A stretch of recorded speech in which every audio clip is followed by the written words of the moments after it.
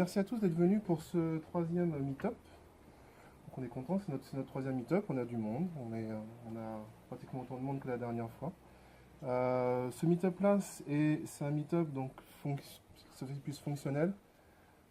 Comme vous savez, enfin, on avait au début du MUG en mai dernier décidé d'alterner technique et fonctionnel. Donc là on est sur un MUG qui est vraiment plus fonctionnel sur le déploiement d'un produit Microsoft Office 365, donc, enfin de la suite Office 365 Microsoft Teams, qui a beaucoup de succès. Donc, au niveau de l'agenda, alors, on fera des petites informations autour du MUG.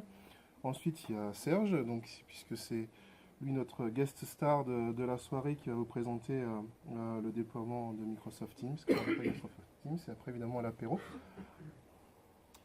Sachant que vous avez, alors, au niveau apéro, on dégustera des choses que vous avez déjà a priori tous eu, pour que vous ayez un avant-goût de ce que vous allez pouvoir déguster après. Alors, après, donc au niveau sponsor, donc nous, vous savez, donc on est SmartView, je vais rapidement là-dessus. Donc SmartView, nous, on est une société de conseil sur Paris-Montpellier. On ne fait pas que du Microsoft, donc on a toute une partie collaborative. On fait aussi d'autres choses, plein d'autres trucs. Alors vous trouverez le plus de détails sur notre site, où après on peut discuter ensemble, il n'y a pas de souci. Après on adresse plein de sujets autour de l'agilité, autour de l'innovation, autour de l'usine logicielle, autour des performances. Donc voilà. Mais après, si vous voulez avoir plus d'informations sur tous ces aspects-là, n'hésitez pas à l'apéro après de venir nous poser des questions. Et puis après, vu qu'on est quand même dans le sujet d'Office 365, donc normalement vous êtes tous un peu venus parce que vous êtes soit sur le sujet, soit intéressés par le sujet. Donc juste pour information, nous on travaille évidemment aussi beaucoup sur ce sujet-là. On construit depuis déjà quelques mois maintenant une offre autour d'Office 365 pour avoir un petit peu des métriques. Donc on appelle 35 métriques. Donc là voilà, c'est juste le petit 2 minutes de pub là-dessus. Donc par contre cet outil-là, on construit au fur et à mesure de nos missions, de nos expériences, est un outil important parce qu'il permet de suivre des choses que va expliquer par exemple Serge sur la gouvernance de l'information, comment mieux collaborer, essayer de trouver des métriques par exemple pour savoir l'évolution par exemple du nombre de messages par pièce jointe que vous envoyez dans l'entreprise pour vérifier que c'est des choses qui diminuent, ou alors par exemple dans Office 365 de savoir les dernières utilisations des produits utilisés par tous vos utilisateurs pour essayer d'un petit peu d'optimiser vos licences. Donc c'est pareil, si vous êtes intéressé par ça, ce genre d'outillage ou ce qu'on fait avec ça, n'hésitez pas à nous solliciter à l'apéro après. Ensuite, donc pour le MUG, alors on est au troisième meet-up. Donc pour le meet-up, on a encore plus de 50 inscrits, donc on est vraiment super contents. N'hésitez pas à partager, tweeter autour du MUG, ça nous fait de la pub et c'est vraiment important. Après, au niveau des thématiques, comme on avait commencé à le faire voilà, au dernier meet-up, en fait, on a fait un sondage pour que vous puissiez déterminer les sujets qui vous intéressent. Pour l'instant, au niveau des sujets qui semblent être pertinents pour les prochains meet-up, il y a Azure qui arrive en tête. Voilà. Mais après, pour l'instant, sur les enquêtes, on a 12-13 réponses, donc n'hésitez pas à remplir les enquêtes pour savoir ce que vous voulez voir. Nous on s'adapte après, on fait venir les meilleurs, après les meilleurs speakers sur les différents sujets. Voilà, donc n'hésitez pas à remplir les questionnaires pour savoir ce que vous voulez voir comme sujet. Le prochain meet-up, donc là on a la date maintenant. Donc le prochain meet-up sera sur les chatbots. Donc les chatbots avec Guillaume Meyer, donc qui est monsieur chatbot en France. Donc sur les chatbots qui est vraiment aujourd'hui quelque chose qui démarre et qui va être de plus en plus important, à mon sens, dans les mois et années à venir.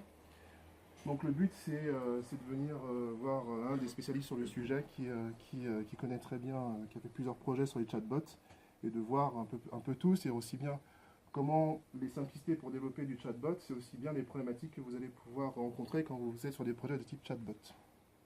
Et puis après, si jamais vous voulez aussi, toujours comme la dernière fois, si vous voulez être speaker sur cet event, si vous avez des choses à partager, n'hésitez pas. C'est aussi des choses qui feront vivre le MUG et on est vraiment preneur et intéressé si vous avez des choses à partager.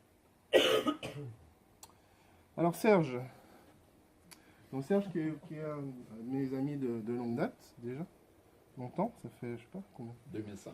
Ouais, donc ça fait longtemps. Ça fait très longtemps qu'on se connaît. Donc on fait différents événements ensemble. Après, donc vous allez, enfin je ne l'ai pas encore vu, donc Serge a un accent canadien. Après Serge, au-delà d'être MVP, spécialiste sur les sujets Office 365, SharePoint, vous pouvez aussi, et ça c'est assez étonnant, rencontrer Serge dans d'autres circonstances, qui pourra vous jouer du piano de manière assez impressionnante ou qui pourra vous faire des tours de magie aussi de manière assez impressionnante. Donc voilà, ça c'est Serge dans sa globalité, ça fait énormément de choses. Et ça me fait vraiment plaisir de te recevoir ce soir et de partager un petit peu de ton temps avec nous. Voilà, et après donc on aura l'apéro. Donc je peux te laisser la main et Merci Gilles.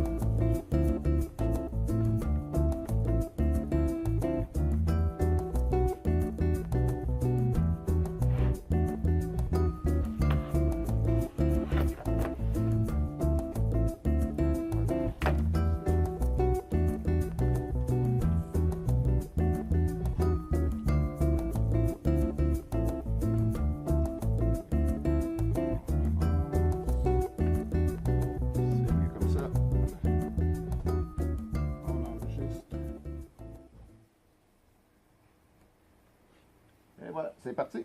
Alors, merci à Gilles, merci à vous du MOG ou du groupe d'usagers de Montpellier de m'inviter ou de me permettre de venir ici vous parler des Teams.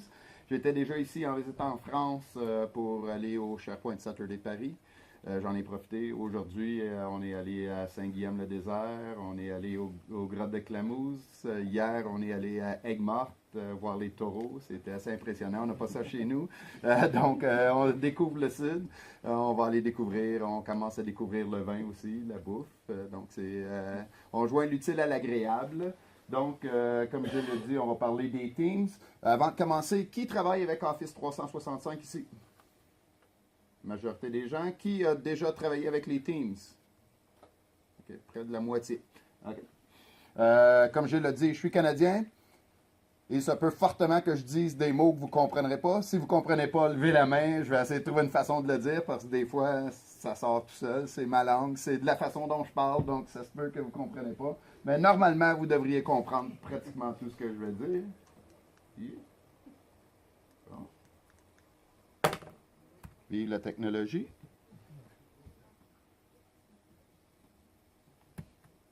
Et voilà.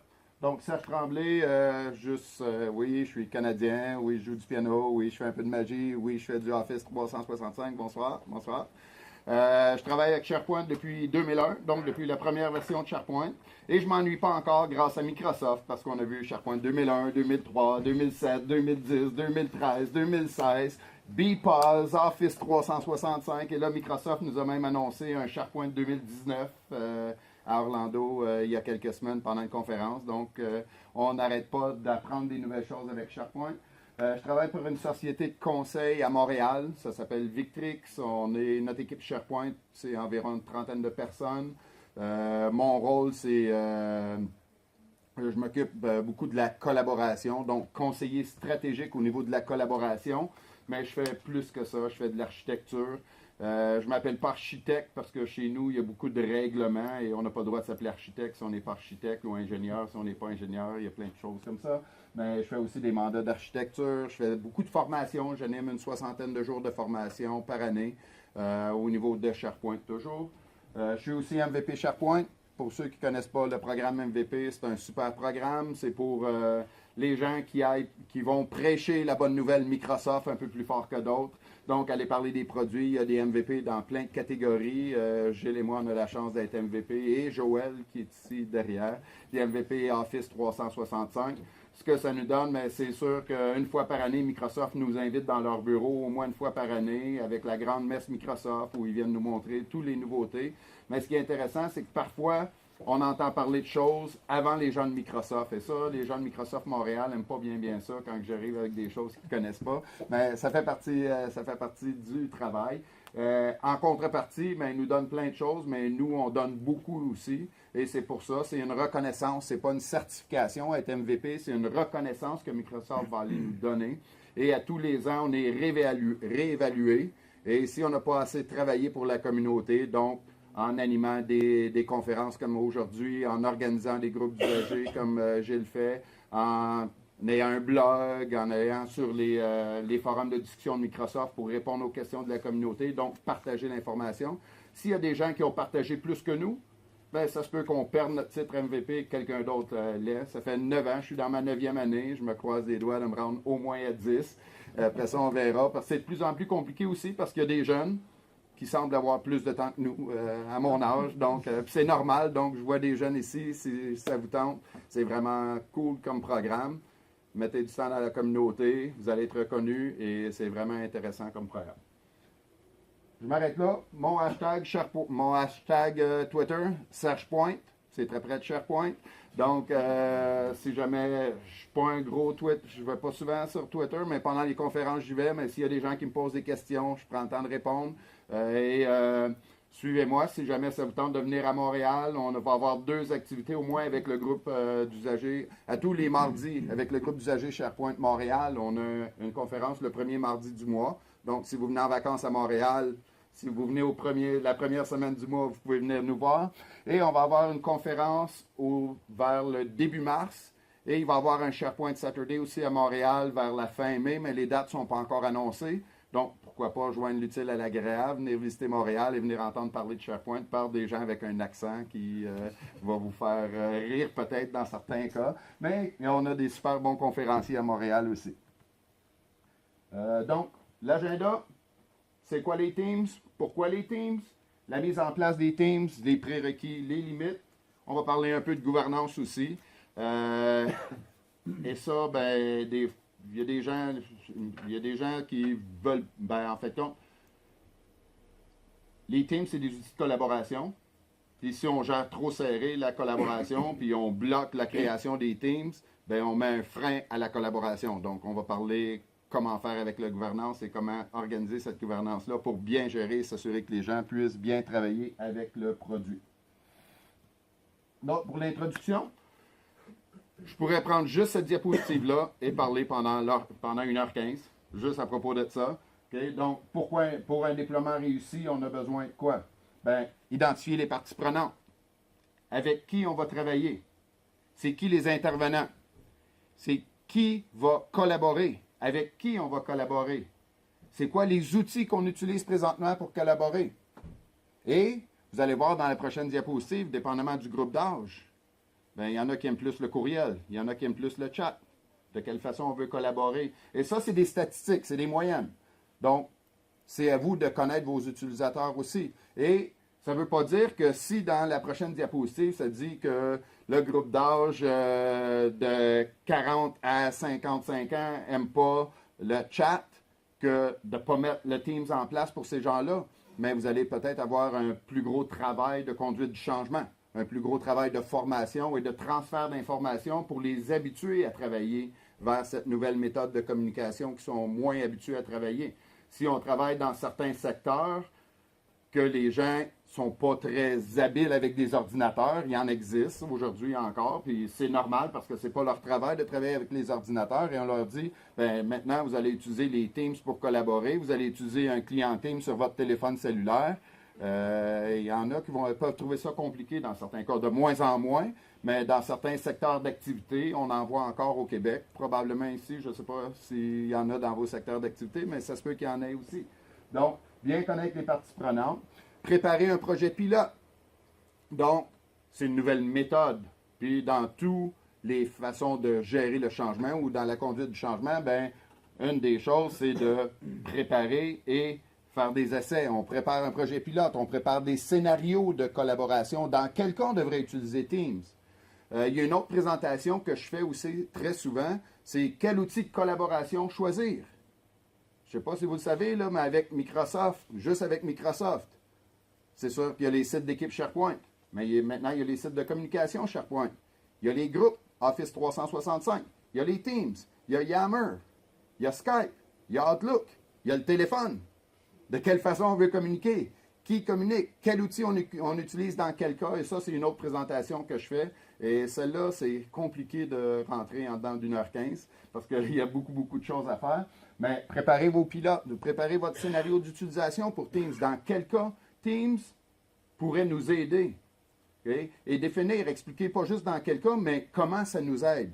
Et dans la conduite du changement, ben, c'est là que ça va être plus facile à avoir un taux d'adoption si on est capable de convaincre les gens et de leur prouver qu'ils vont gagner en performance, en productivité et en collaboration.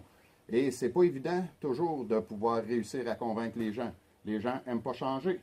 Et vous avez probablement déjà vécu des changements et on le sait tous que c'est compliqué dans certains cas de changer. Une fois qu'on va avoir fait toutes ces planifications-là, au niveau de la préparation, ben, dans certains cas, on va avoir besoin de faire une préparation technique. On va probablement utiliser avec Teams des outils pour des partages d'écran, pour des communications audio-vidéo. Est-ce qu'on utilise déjà ces communications-là chez nous? Sinon, ben, est-ce que notre bande passante va suivre? De quelle façon on va l'utiliser, cette bande passante-là? Et dans certains cas, il a fallu faire une mise à niveau de la bande passante pour s'assurer qu'on était capable de faire les communications et passer correctement. J'ai des clients, présentement, je travaille chez un client qui a un bureau à Singapour, puis la ligne de bande passante était vraiment pas très forte parce que déjà là, il y avait certains sites qui étaient bloqués pour s'assurer d'avoir assez de bande passante. Fait, quand on a dit, bien, si on met Teams en place, il va y avoir des conférences vidéo, puis ça prend tant de bande passante, il a dit, je pense pas que ça va passer. Okay?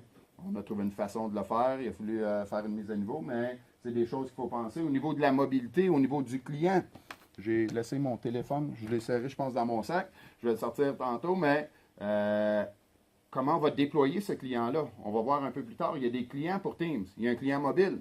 Est-ce qu'on veut que les gens aillent sur le site de Google, aller télécharger, ou sur le App Store, aller télécharger le client eux-mêmes, ou on veut le déployer? Est-ce que les gens sont habitués de déployer les applications? Comment on veut qu'il soit configuré, cette application-là?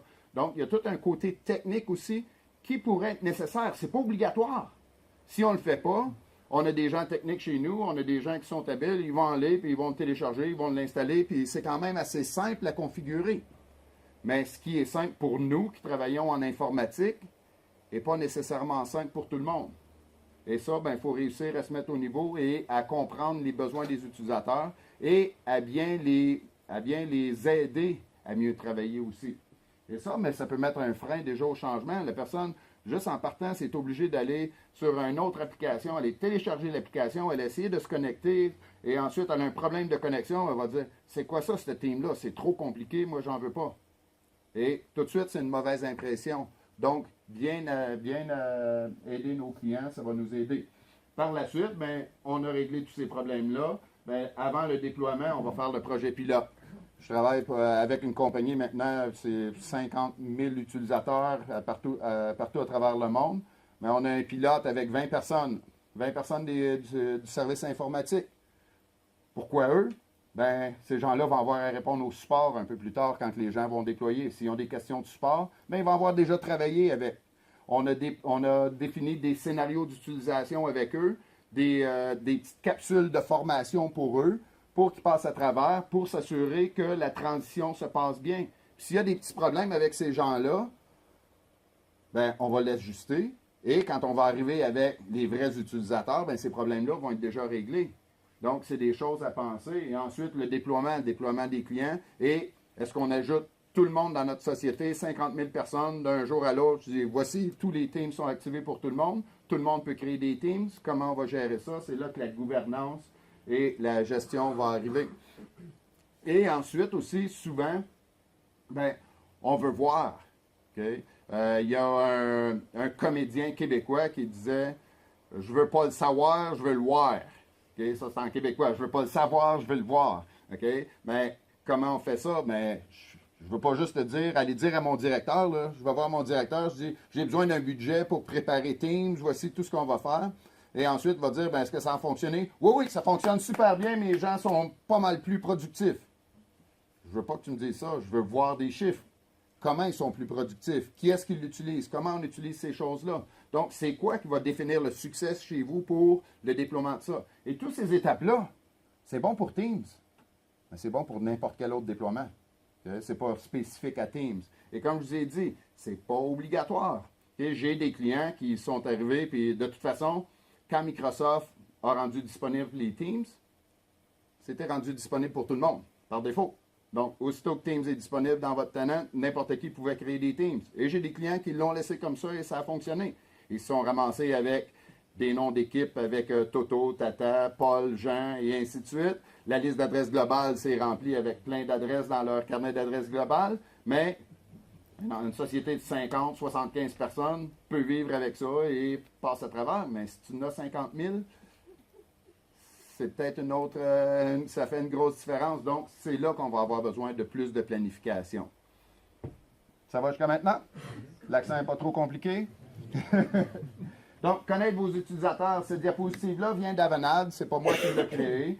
Mais dans la diapositive, on voit bien là, l'utilisation, les réunions en personne. Les baby boomers aiment bien ça. Génération X, un peu moins. Les millénials, un peu moins. Génération Z, oui. Si on regarde les courriels, bien, les courriels, tout le monde, Génération Z, oubliez ça. On ne travaille pas avec les courriels. Okay? J'ai 2 ados chez nous, puis mes ados, je ne les envoie jamais de courriel. Là. Okay? Ça me prend autre chose si je veux communiquer avec eux. Puis, de toute façon, je pense certaines fois, je communique avec eux, puis ils ne me répondent pas tout de suite. Fait que ça, c'est une autre histoire.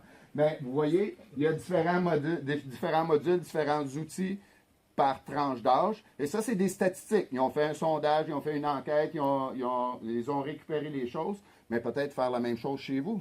Les gens travaillent comment aujourd'hui? Si les gens sont habitués de travailler strictement avec des courriels, comment on va les changer vers le chat ou le clavardage? Okay, vous avez vu déjà, pour ceux qui ont installé Microsoft Teams, par défaut, il s'installe en canadien-français. Je ne sais pas si vous avez réalisé. Et c'est clavardage qui est écrit en haut et non conversation. Et vous pouvez le transférer en français-France. Et là, vous allez voir conversation. Chez nous, on traduit tout. Donc, clavardage, mais aussi, je vais vous apprendre un nouveau terme. Microsoft Office 365, c'est un service info-nuagique. Donc, et comme c'est un service info-nuagique, mais la bande passante est hyper importante si on veut pouvoir avoir un service assez rapide, donc un service cloud.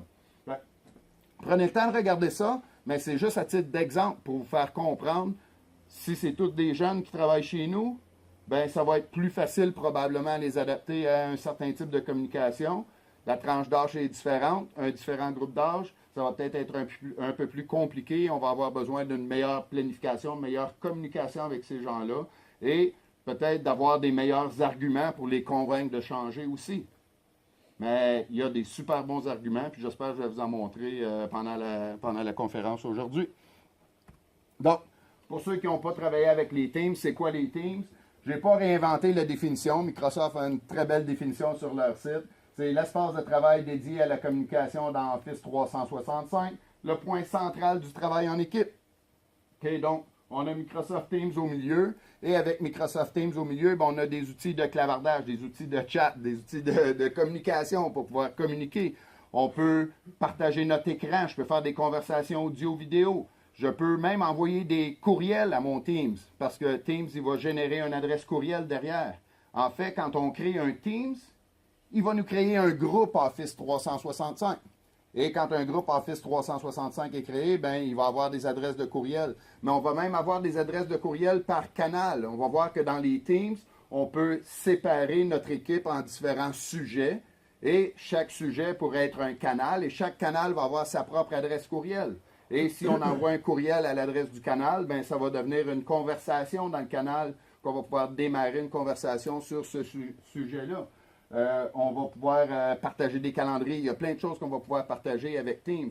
Et ce qui est intéressant avec Teams versus les groupes Office 365, parce qu'il y a 2 ans, Microsoft, au Ignite, qui est une méga conférence Microsoft, ben, c'était groupe, utiliser les groupes pour la collaboration. Okay?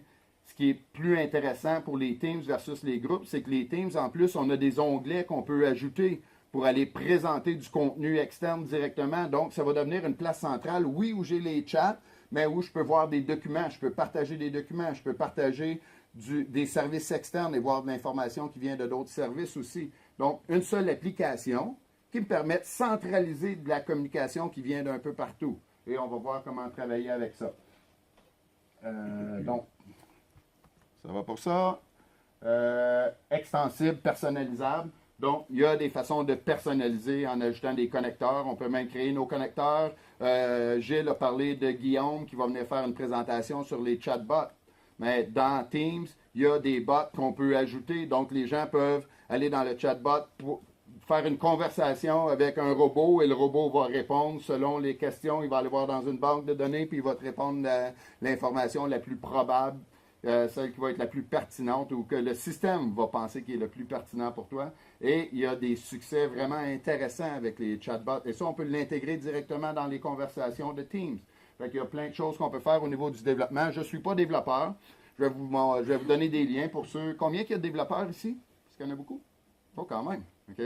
À la fin de la présentation, j'ai des liens vers des présentations sur le développement qu'on peut faire avec Teams et ainsi de suite. Ouais. Et donc, va permettre aux utilisateurs de collaborer. Ça, c'est une grosse question aussi. Souvent, j'ai des gens qui disent, avant Office 365, les gens disaient, hey, on veut déployer Office, on veut déployer SharePoint chez nous. Viens nous aider à faire notre architecture. Fait que là, tu leur demandes, qu'est-ce que vous voulez faire avec SharePoint? Ah, on veut collaborer. C'est quoi la collaboration pour vous? On veut partager des documents et être capable de discuter à propos de ces documents-là. Okay? Mais encore. Et souvent, dans la tête, Microsoft vend SharePoint, outil de collaboration. Les gens disent, OK, on veut mettre de la collaboration. C'est comme il y a eu un lavage de cerveau, puis on doit faire de la collaboration. Mais les gens ne réalisent pas comment leurs utilisateurs ont besoin de collaborer et comment ils collaborent aujourd'hui. Donc, pour bâtir nos scénarios d'utilisation de Teams, il faut voir, il faut comprendre la façon dont les gens collaborent aujourd'hui et comment Teams peut nous aider à mieux collaborer. Je vais essayer de vous donner quelques scénarios à l'intérieur de ça. Donc, collaborer en temps réel. Oui, c'est cool parce que là, je vais vous montrer dans la présentation, je peux prendre un document, j'ai le document, puis j'ai des conversations sur le document. Je peux faire des conversations en direct avec les personnes, avec le document à droite, et poser des questions aux personnes pour modifier le document. Est-ce que je dois changer ça? Pourquoi ça a été changé? Et ainsi de suite. Et avoir les réponses en temps réel sans même être obligé de téléphoner quelqu'un, décrocher le téléphone pour avoir les informations. Puis ça peut être en réel, mais ça peut être avec un délai aussi. Parce que je peux poser la question à Gilles, mais Gilles, il n'est pas en ligne, mais 20 minutes plus tard, il va répondre. Puis quand il va répondre, si mon client en ligne est en ligne, mon client Teams est en ligne, je vais recevoir un message, qu'il y a un nouveau message de Gilles qui est arrivé dans le Teams et je vais pouvoir voir la communication que j'ai eue. Donc, communication sur les documents. On a déjà parlé des outils externes que je pourrais vous démontrer un peu plus tard. Qu'est-ce qui vient avec Teams? Je pense que ça décrit quand même assez bien tout ce qui vient avec. On a déjà parlé de communication en temps réel, un chat, un outil de chat avec des emojis, des autocollants. Je fais toujours la blague avec ça, mais pour moi, là, les petits bonhommes qui dansent là, pour dire « Yeah, je suis content », ça ne fonctionne pas très bien pour moi. Je n'ai pas besoin de ça. Je veux dire « OK, merci ». Mais dans une conversation, quelqu'un poste quelque chose, je vais mettre le doigt en l'air direct, je clique oui, j'aime ça. Comme ça, c'est une façon de dire que j'ai lu le message au moins. Okay? Donc, qu'est-ce qui fonctionne? Qu'est-ce qui fonctionne mieux? Puis, certaines des paramétrisations, on peut désactiver les emojis si on dit qu'on ne veut pas les utiliser chez nous. Il y a moyen de désactiver. Il y a plein de paramétrisations qu'on peut faire sur les Teams que les gens ne connaissent pas. Donc, différents canaux possibles, l'utilisation des calendriers, les fichiers partagés. On va voir dans les prérequis pour les Teams, ça va prendre un site SharePoint. Alors, je vous l'ai dit tantôt, quand on crée un Teams, il y a un groupe qui est créé. Quand le groupe est créé, oui, il y a une adresse courriel, mais il va y avoir aussi un site SharePoint qui va être créé. Et tous les documents dans le Teams, ou presque, sont stockés dans le site SharePoint. J'ai dit ou presque, parce que si on peut faire des conversations un à un dans un Teams, au lieu avec le client Teams. Et si je fais une conversation un à un et que je partage un document dans cette conversation-là, ce document-là n'ira pas dans le groupe, dans le site SharePoint. Il va aller où? Avez-vous une idée? Dans mon OneDrive. Et il va être partagé avec vous. Qu'est-ce qui se passe avec le OneDrive quand le client part?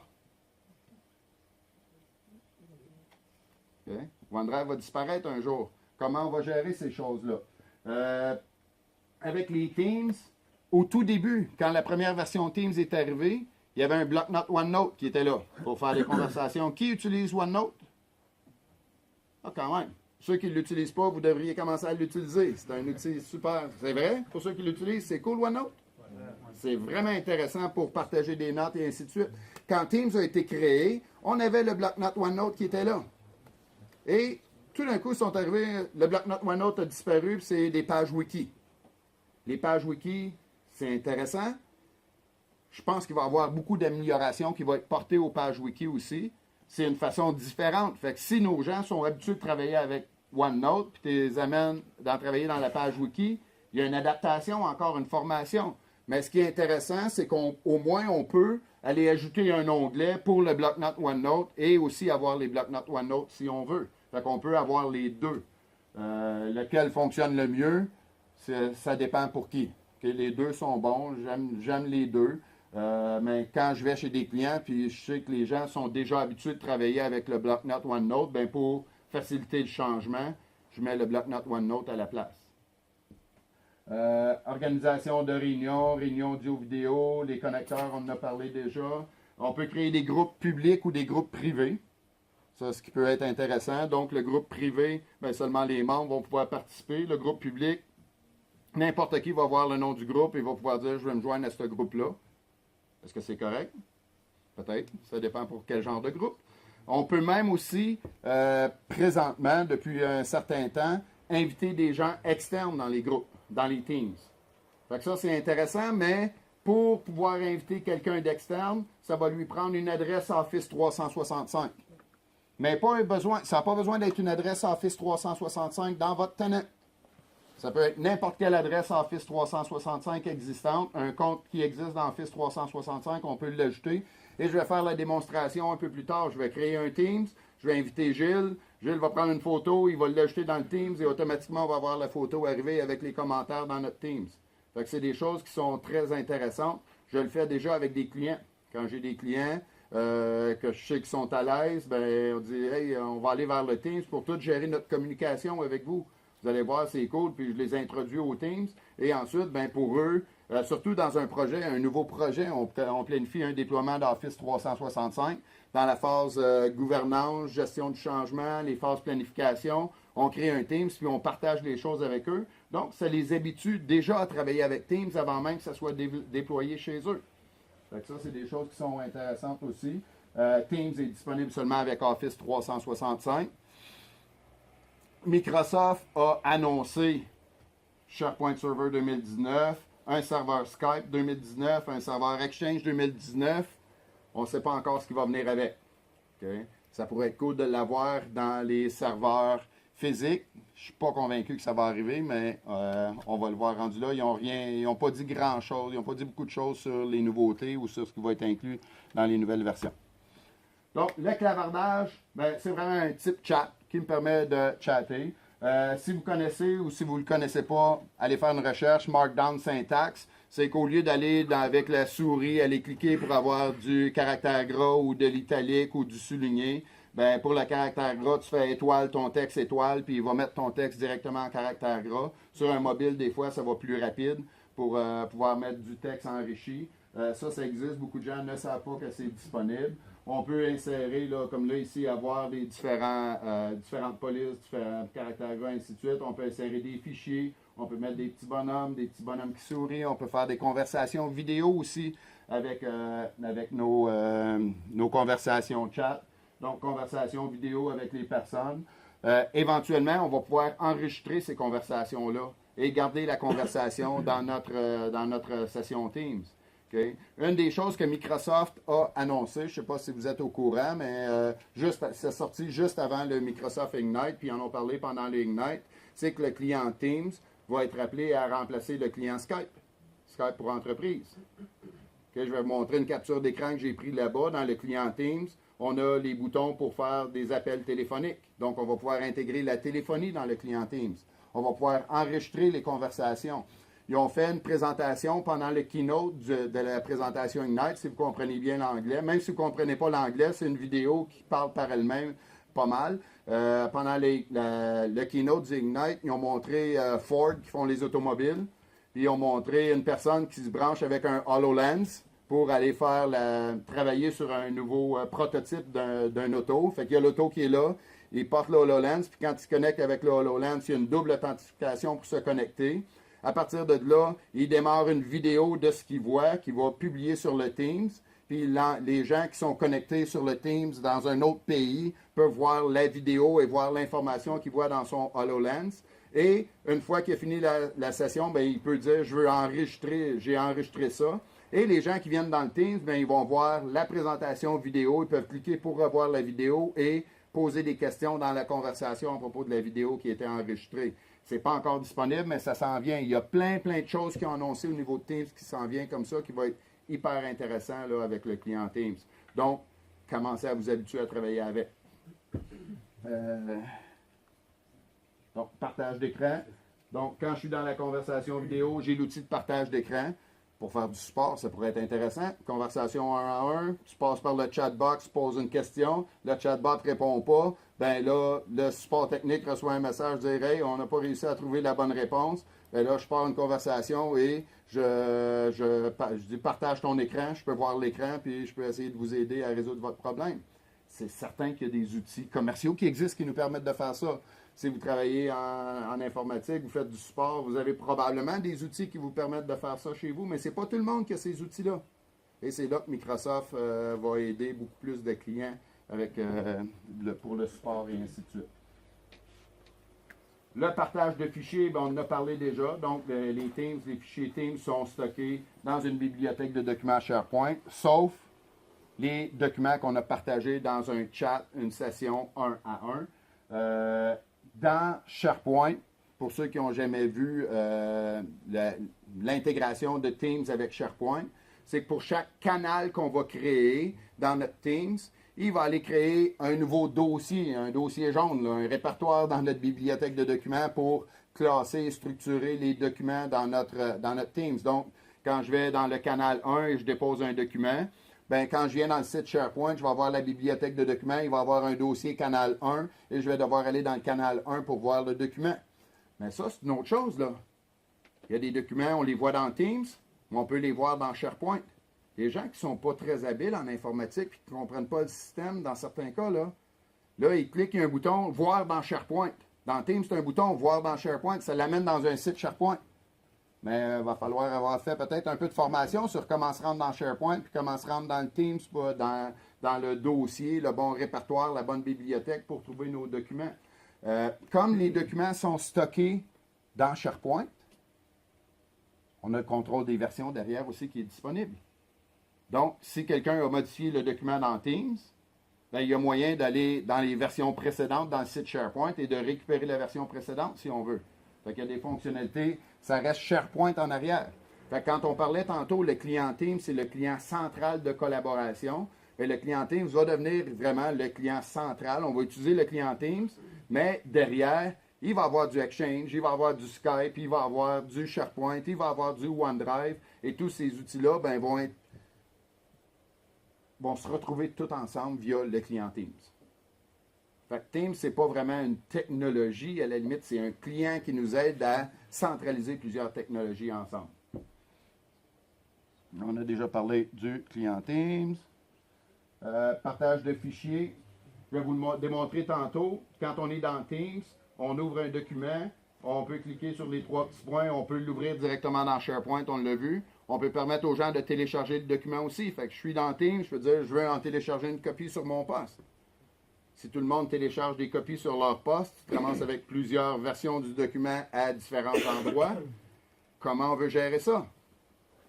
Okay. Encore là, ça peut faire partie du cadre de gouvernance, du cadre de communication, du cadre des outils de formation pour s'assurer que les gens comprennent bien qu'est-ce qui se passe quand on télécharge. Parce qu'il y en a encore aujourd'hui qui ne réalisent pas que quand ils téléchargent le document sur leur poste, c'est une autre version. Et là, ben, ils ouvrent le document sur le poste, ils le modifient. Mais là, l'autre personne dit « Comment ça, je ne vois pas tes changements? » Ça arrive régulièrement, je le vois. Puis vous allez le voir probablement. Ce n'est pas tout le monde, mais ça peut arriver. Comment on veut gérer ces choses-là? Les discussions à propos des documents. On a la petite boîte de messages ici. Et à propos du document, on peut démarrer une discussion. Donc, je peux ajouter l'onglet document. Je vais vous le démontrer. Faire une conversation sur ce document-là. Et par la suite, bien, quand je vais aller dans les conversations du Teams, Je vais aussi voir le nom du document, puis je vais voir la conversation qui va apparaître aussi à l'intérieur de ça. Je ne suis pas obligé de retourner dans le document. C'est une nouvelle conversation qui est faite à propos du document. Les différents canaux. On voit ici dans mon Teams, j'ai 2 canaux. Ici, dans ma bibliothèque de documents, j'ai 2 dossiers avec exactement les mêmes noms. C'est des dossiers qui sont créés dans le site SharePoint, dans la bibliothèque SharePoint, pour classer les documents. Je vais arriver dans une démo dans quelques minutes. Planification de réunion. Okay. Ça ressemble à une planification de réunion Outlook. Okay. La réunion va apparaître dans mon calendrier Outlook, ce qui est intéressant comparativement aux réunions SharePoint. Okay. Combien d'entre vous ont travaillé avec des réunions dans SharePoint ou des calendriers SharePoint? C'est le fun des calendriers SharePoint. Mais on ne les voit pas dans notre calendrier Outlook. On peut faire une connexion du calendrier dans notre calendrier Outlook, mais c'est 2 calendriers. Ici, on va voir les réunions de notre Teams directement dans notre calendrier Outlook. Donc, meilleure intégration. La page Wiki, c'est vraiment une page Wiki, là, comme n'importe quelle page Wiki qui est créée, qu'on peut aller gérer l'information. Mais il y a beaucoup de gens qui aiment mieux le bloc-notes OneNote s'ils sont habitués avec. Donc, les 2 sont disponibles aussi pour les communications. Les onglets. Donc, on peut partager beaucoup plus avec Office 365 que juste ce qui est Microsoft. On voit qu'il y a des choses là, Trello, plein d'outils qui sont disponibles externes qui nous permettent de partager et de voir les choses. Ce point hyper important ici qui a été annoncé lors du Ignite, on va pouvoir partager des pages SharePoint et des sites SharePoint. Donc, je fais un team et dans mon team, ben, je veux partager une page SharePoint qui a été créée qui va centraliser plein d'autres informations où il y a du texte. Fait que les gens qui travaillent dans SharePoint vont pouvoir publier de l'information, mais quand je vais aller quand je vais être dans mon Teams, je ne serai pas obligé de sortir de Teams puis d'aller vers SharePoint. Je vais pouvoir cliquer sur l'onglet et voir la page de l'équipe SharePoint avec tous les processus ou le lien vers les processus et un lien vers plein de documentation qui est possible. Donc, j'aurai probablement même plus besoin d'utiliser le bloc-notes OneNote si on utilise les pages dans SharePoint avec plein d'informations, puis c'est bien centralisé, bien structuré l'information. Fait que ça, c'est des choses qui s'en viennent. Microsoft va ajouter des nouveaux connecteurs et plein de nouvelles choses, entre autres la connexion vers les sites SharePoint qui va être possible. Les connecteurs, fait que si on utilise Twitter et on va aller récupérer des tweets qui parlent de certains sujets, ben, je suis capable de me brancher, de les récupérer et de voir cette information-là dans mon team. Si j'utilise Jira avec un client pour du partage, ben, je peux voir toutes les communications dans Jira. Donc, il y a plein de connecteurs qui existent déjà, et des outils de collaboration, de communication. Et dans ces cas-là, ben, ça se peut que ce soit des communications que je fais avec un client ou avec un partenaire qui, eux, sont habitués de travailler avec ce produit-là. Et on ne veut pas leur imposer Teams. Fait que chez nous, à l'interne, on a notre Teams pour discuter avec les gens à l'interne chez nous. Mais chez notre client, lui, il travaille avec Jira. Fait qu'on travaille avec Jira quand on est là-bas. Mais dans mon Teams, je vois toutes les conversations qui ont été faites. C'est vraiment intéressant, là. Souvenez-vous, le point central de collaboration, de communication. C'est ce que Microsoft veut faire avec et c'est vers là qu'on s'en va très, très, très rapidement. Déjà là, il prend déjà beaucoup de place. Okay. Accéder au Teams, je parle des clients et ensuite, on va faire quelques démonstrations. Donc, vous le savez probablement, on a déjà 3 clients pour les Teams. Le client dans le navigateur, le client pour le bureau et le client mobile. Il y a des petites différences présentement entre le navigateur et le client mobile et le client sur l'ordinateur. Le but de la conférence, c'est comment déployer, comment s'assurer que les gens travaillent avec correctement. Mais est-ce qu'on veut que les gens travaillent? Comment les gens vont déployer? Comment on veut déployer le client Teams sur les mobiles? Est-ce que c'est des mobiles qui appartiennent à l'entreprise? Ou c'est bring your own device, puis les gens ils ont leur propre mobile pour se brancher, leur propre téléphone? Ça peut faire une différence. J'ai un client qui est présentement en Chine. Ils ont un bureau en Chine. Sur les téléphones Android, c'est Google. Tu ne peux pas te connecter sur Google pour télécharger une application en Chine. Comment tu déploies ce client-là? Si tu n'as pas planifié, tu vas avoir une grosse surprise. Fais toute ta publication, de communication. Oui, les clients Teams s'en viennent corporativement. Okay. J'ai quelqu'un que ça y est arrivé.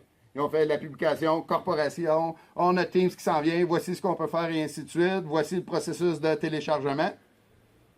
Tout à coup, ben, il y a quelqu'un en Chine, la journée, c'est disponible. Il arrive, mais oui, mais comment j'installe le client sur mon poste? Ça demande une planification. C'est faisable, il y a moyen de le déployer. Okay? Avec EMS, on est capable de déployer des applications sur les clients, sur les mobiles, sur les ordinateurs avec System Center. Comment on veut déployer ces choses-là, il va falloir le planifier. Est-ce qu'on a les prérequis chez nous? Okay? Sur le site, je vous ai mis un lien à la fin de la session où vous allez retrouver les prérequis. Regardez, c'est quoi les prérequis pour les clients. La majorité des clients sont déjà à jour. Mais il y a certaines entreprises qui ne le sont pas. Il faut planifier et s'assurer d'être à la bonne version. Donc, différents clients, on pourra regarder les différents clients, mais comment on veut télécharger ça. Pour l'installation, ben, on peut télécharger le client, l'application client directement à partir du site de Microsoft, dans certains cas, mais pas sur les téléphones mobiles. Il vous renvoie sur un Android, il va te renvoyer chez Google. Donc, comment on veut déployer ces outils-là. Le premier déploiement va demander un travail, mais une fois que le client est installé, ben, on va recevoir les mises à jour automatiquement. Okay. Des options. Habituez-vous aux 3 petits points, là, ou les ellipses qu'on appelle. Là. Ici, il y en a 3. Oui, il y en a 3. Dans les 3 petits points, il y a des outils. Suivre ce canal. Suivre le canal, ben, c'est de s'assurer d'avoir une communication aussi, puis d'avoir des courriels. Mais là, si j'utilise les Teams pour limiter les courriels, puis je reçois un nouveau courriel à toutes les fois qu'il y a une communication dans le Teams, est-ce que ça limite mes courriels? Comment on veut travailler? C'est un choix. Okay. Ouvrir dans SharePoint. Bien là, si on l'ouvre dans SharePoint, c'est cool, mais si on ne connaît pas bien SharePoint, comment on se retrouve là-dedans? On s'en va vers où? Il va avoir besoin peut-être de formation. C'est sûr que SharePoint, je le dis tout le temps, c'est facile SharePoint. Mais ce n'est pas nécessairement facile pour tout le monde et ce n'est pas nécessairement facile la première fois pour tout le monde. Une fois qu'on y a accédé, oui, ça devient facile. On n'a pas besoin de 22 heures de formation pour savoir comment naviguer dans un site SharePoint. Si on a besoin de 22 heures de formation pour savoir comment naviguer dans SharePoint, bien, il y a quelqu'un qui a mal fait son travail dans la construction du site SharePoint. Ça devrait être bâti de façon conviviale avec une navigation qui va aider les clients. Est-ce qu'on veut ajouter des nouveaux canaux? Canal, bien, quand est-ce qu'on va créer un nouveau canal? Qui va créer les canaux? Qui peut créer les Teams? Est-ce qu'on veut que tout le monde puisse créer des Teams? Est-ce qu'on veut que tout le monde puisse créer des canaux? Comment on veut faire ça? Fait, il y a une réflexion qui doit être faite. C'est certain que les Teams, ça, je le dis depuis longtemps, tous les outils de collaboration, que ce soit Yammer, que ce soit Group, que ce soit Teams, bien, si on veut faciliter la collaboration, bien, il faut que si j'ai besoin de collaborer avec quelques personnes, bien, que je sois en mesure, en quelques secondes, de créer un outil de communication et de collaboration. Pour moi, en tant que client, c'est un besoin. Au niveau d'entreprise, bien, on va voir dans les limites. On est limité à 500 000 collections de sites. Par défaut, on peut demander plus si on a une société qui est plus grande, mais c'est une limite de 500 000 collections de sites. Si tu as 150 000 utilisateurs et que chaque utilisateur crée 5 Teams, déjà là, ils n'arriveront pas à créer 5 Teams chaque parce que tu vas atteindre le 500 000, tu vas atteindre la limite directe. Comment on veut gérer ça? Bien là, il va falloir planifier et demander à avoir un plus gros groupe. Chaque utilisateur peut créer un maximum de 250 collections de sites ou de 250 Teams. C'est quand même beaucoup, 250 Teams. Okay, je travaille avec Teams régulier puis je ne suis pas rendu là encore. Fait que quelqu'un qui réussit à faire ça, cette limite-là, on ne devrait pas avoir de problème. Donc, ajouter des membres, quel droit on veut donner aux gens? Je veux ajouter des connecteurs, je veux obtenir l'adresse courriel. Vous vous souvenez, je vous ai dit, on peut avoir une adresse courriel pour envoyer des courriels au Teams. Quitter l'équipe, si je veux quitter l'équipe. Modifier l'équipe, il n'y a pas grand modification. Supprimer l'équipe, ça supprime l'équipe. Ça supprime l'équipe, ça supprime tout ce qui vient avec l'équipe aussi. Okay. On est correct, il y a la corbeille, on peut aller dans la corbeille de la collection de sites, aller récupérer le site si on veut. C'est faisable. Connaître PowerShell, peut-être. OK, ça peut aller plus mieux. Mais donc, les propriétaires peuvent supprimer.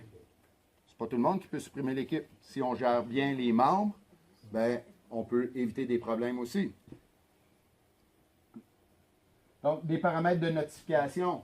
Je vais vous montrer dans l'outil client, il y a des endroits où on peut dire, ben, je vais avoir les notifications par courriel, je vais avoir une bulle qui va sortir, de quelle façon je vais être notifié, quand est-ce que je veux recevoir des notifications, c'est quoi la fréquence, quelle sorte de son je veux avoir, et ainsi de suite.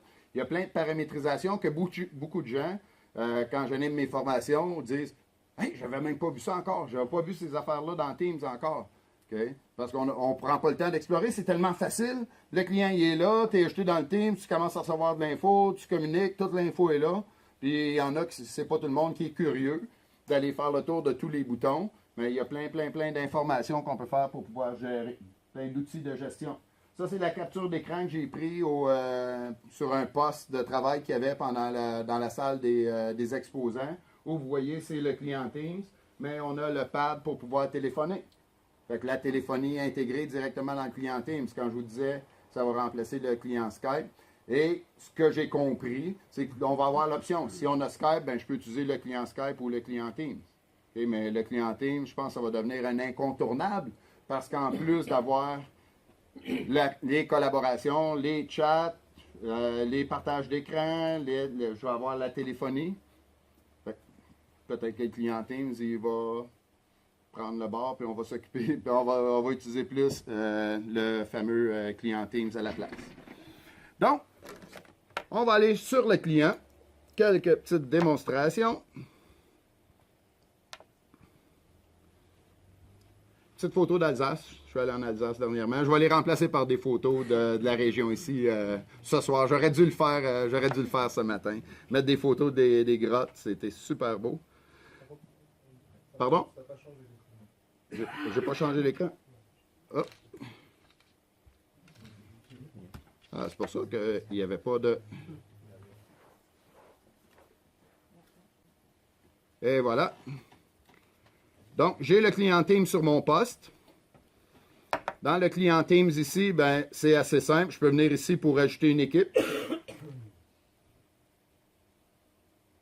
Est-ce que je peux créer l'équipe? Et je peux créer une nouvelle équipe.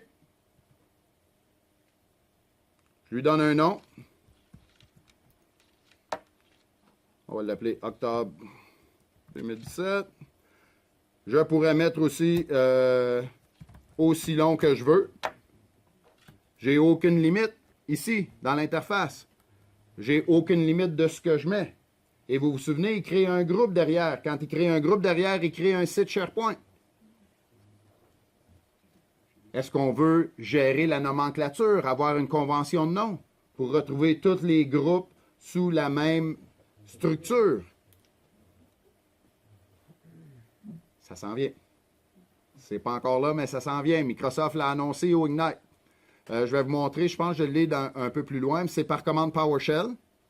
Les commandes PowerShell, si vous allez voir la conférence du Ignite pour la mise en place des politiques de gestion de noms, les commandes PowerShell existent sur votre tenant. Vous pouvez rouler les commandes PowerShell et dire voici la nouvelle convention de nom. Donc, va voir le service, la ville, commence par GRP, underscore service, underscore ville, underscore le nom qu'ils ont mis. Et tu peux la mettre comme stratégie ou politique. Ils appellent ça le Naming Convention Policies. Tu peux la mettre par PowerShell, mais elle ne s'appliquera pas. Parce que les commandes PowerShell sont disponibles, mais c'est seulement certains tenants privilégiés qui ont les versions bêta de cette fonction-là d'activer sur leur tenant qui vont pouvoir l'utiliser. Faire attention, quand vous allez l'activer aussi, si vous êtes administrateur du tenant, la convention de nom ne s'appliquera pas. Fait que si vous le testez avec votre compte administrateur, une fois que vous allez avoir réussi à avoir activé ça, ça ne marchera pas non plus. Fait que vous allez chercher. Okay? C'est des expériences qu'on va avoir. Et une autre dernière chose que je trouve un peu dommage, puis je ne sais pas s'ils vont changer, parce que pour avoir la politique de gestion de nom comme ça, on peut mettre une stratégie pour la convention de nom, mais on peut aussi bloquer certains mots. On peut mettre aussi des stratégies d'expiration pour dire quand tel type de groupe est créé, il est expiré après 6 mois, puis voici ce qui se passe après 6 mois. Toutes ces nouvelles politiques-là que Microsoft, ou ces nouvelles stratégies-là que Microsoft a annoncées, ça s'en vient très rapidement. Mais ça va demander aussi une licence Azure Active Directory Premium. Pour certains, ceux qui l'ont déjà, la licence Azure Active Directory Premium, c'est cool. Et ça amène beaucoup plus que juste ça, la licence Azure Active Directory Premium. Mais je me suis fait dire, je pense ici, c'est 6 € par mois. Par client. OK. Donc, est-ce que ça va continuer? Est-ce qu'ils vont présentement, ça fait partie du licensing et je pense pas que ça va changer. OK? Donc, à suivre. Mais là, vous voyez présentement, quand je crée mon nom, le nom de mon Teams ici, ben, je crée le Teams. Est-ce que je veux que ça soit un team privé ou un team public? Donc, on voit, seuls les propriétaires de l'équipe peuvent ajouter des membres. Sinon, n'importe qui peut ajouter des membres. Ça peut devenir assez important. OK? Et là, ben, quand je crée un Teams aussi, vous vous souvenez, les groupes sont arrivés avant les Teams. Fait qu'il se peut que j'ai déjà un groupe Office 365 qui existe. Fait qu'à la création du Teams, j'ai l'option d'associer mon Teams à un groupe existant. Le groupe fait toute la gestion des autorisations, entre autres la gestion des membres et ainsi de suite. Fait que j'ai l'option d'aller associer mon Teams à un groupe directement. Une des choses que Microsoft a annoncé pendant le Ignite, ils ont sorti un nouveau terme qui s'appelle Groupify. On va pouvoir prendre un site d'équipe SharePoint et dire ce site d'équipe SharePoint-là, je veux l'associer à un groupe. Et il va aller créer un groupe Office 365. Et par la suite, tu vas pouvoir venir dans Teams et dire, je veux créer mon Teams et l'associer à ce groupe-là. Donc, tu pars d'un ancien site SharePoint qui ne connaissait pas les groupes, qui va être associé au groupe, et par la suite, ton Teams va être associé à cet ancien site-là, si tu veux avoir toutes les fonctionnalités de Teams ensemble. Donc, on va faire suivant pour la création. Et mon groupe est créé et je peux ajouter des membres. Fait que ce que je vais faire tout de suite pour sauver du temps, je vais prendre l'adresse de Gilles et je vais l'ajouter comme membre. Vous voyez, ajouter Gilles en tant qu'invité. Je peux l'ajouter seulement en tant qu'invité, je ne peux pas l'ajouter comme membre. Et l'invité, ben, il y a certaines choses qu'il ne pourra pas faire, dont participer dans le planner et accéder au planner, pour ceux qui veulent utiliser planner. Fait que je vais vous montrer certaines choses qu'il ne pourra pas faire. C'est normal aussi. Oh. Comment ça, il n'est pas autorisé? OK. Réessayer. Je vais fermer, je vais le créer, puis je vais revenir. Ça se peut que sur mon tenant, je ne l'ai pas activé sur ce tenant-là. OK, vous voyez, parce qu'il y a des fonctionnalités qu'on doit activer le partage externe. Si le partage externe n'est pas activé, ben on ne pourra pas l'utiliser. Je vais essayer d'ajouter un nouvel utilisateur ici. En tant qu'invité. Ajouter. N'est pas autorisé. Ben, tiens, on va essayer quelque chose. Démonstration live. J'aurais dû faire le test avant, mais vous allez voir les configurations de Teams dans le portail Office. Combien d'entre vous sont aussi administrateurs du tenant Office 365? OK, quand même quelques-uns. Donc, vous allez voir les paramètres de configuration. Je vais prendre pas Bruce Banner.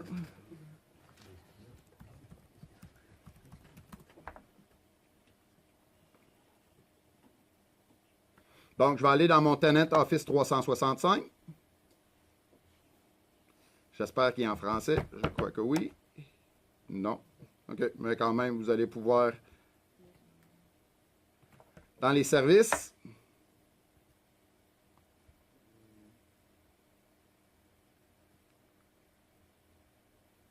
Microsoft Teams.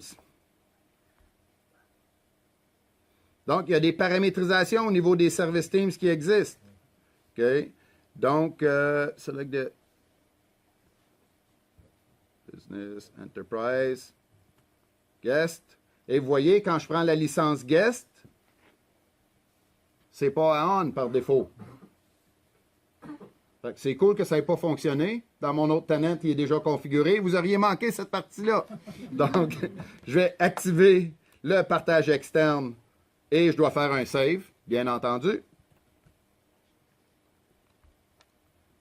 Ça se peut qu'il y ait un délai. On va réessayer pour ajouter Gilles.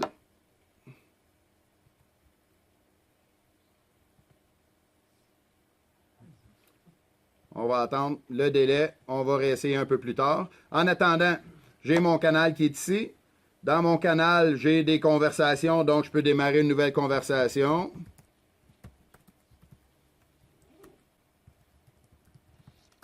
Go. On peut répondre. Quand on répond, ben, vous voyez, j'ai ici, je peux choisir le caractère gras italique souligné. J'ai des styles déjà d'intégrer. Je peux dire que c'est important et ainsi de suite. Donc, il y a des outils de conversation qui sont vraiment intéressants pour partager les communications avec les gens. Je pourrais même ajouter ici Superman ici, puis dire ah oui, c'est cool. Oups, c'est cool les Teams. Terminé. Et vous voyez, et là, je peux aller poster mes choses. Fait, pour moi, c'est drôle, mais je suis pas sûr que ça va m'aider à être beaucoup plus productif. Okay? Mais la nouvelle génération qui arrive sont habitués d'utiliser ces outils-là et ça peut aider à plus facilement les intégrer. Donc, vous voyez ici, j'ai dit que c'est important. Bien, il y a le flag rouge qui apparaît ici comme c'est important. Je peux venir dans mes fichiers ici et aller voir les fichiers qui sont disponibles. Dans général, il va me montrer les fichiers qui sont là. Et là, ben, je peux faire un nouveau document à partir d'ici. Fait que je peux partir directement d'un nouveau document Word et automatiquement, démo, j'ai créé. Il va utiliser Word Online pour aller créer mon document et aller me générer un nouveau document. Il va aller se loguer dans mon Word Online et il va m'ouvrir le document. Et maintenant, ben, je peux apporter mes modifications.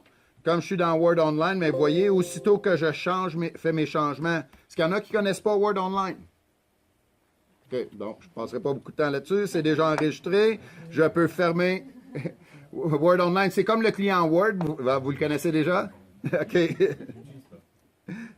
Donc, j'ai beaucoup de clients qui commencent à l'utiliser parce qu'il y a beaucoup de fonctionnalités intéressantes avec le Word Online quand même. Et quand on vient dans le fichier ici, ben, je devrais voir mon nouveau document qui est ici, directement. Je peux cliquer ici et vous voyez, il ouvre le document Word Online. Il me donne un lien ici pour télécharger l'application si je veux. Je ne téléchargerai pas l'application. Et je peux faire une conversation. Et je vais avoir le volet de conversation qui va apparaître à droite au niveau ici. Nouvelle conversation sur le document. Avec tous nos petits bonhommes aussi qu'on peut venir ajouter pour faire des bonhommes sourire. Oui, je suis content. J'ai mon nouveau bonhomme qui est là. Allez, il ne veut pas. Donne. On envoie le message. Et comme c'est une conversation, mais quand on va retourner dans notre Teams pour pouvoir voir les différentes conversations, ben, la conversation elle est ici et les gens peuvent continuer dans la conversation et continuer de communiquer à propos de ce document-là, sans même être obligé d'ouvrir le document. Ça peut être juste des questions à propos du document, et ainsi de suite. Et ça pourrait être en temps réel, si la personne est là, elle va recevoir un pop-up qui va dire « Tu as un nouveau message et tu peux communiquer avec moi », ou ça peut être avec délai. Fait que c'est vraiment intéressant, cette partie-là.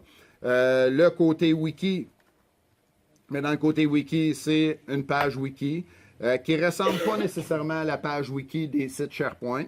Mais quand même, je peux ajouter un texte ici, je peux ajouter une section et je peux mettre mon contenu ici.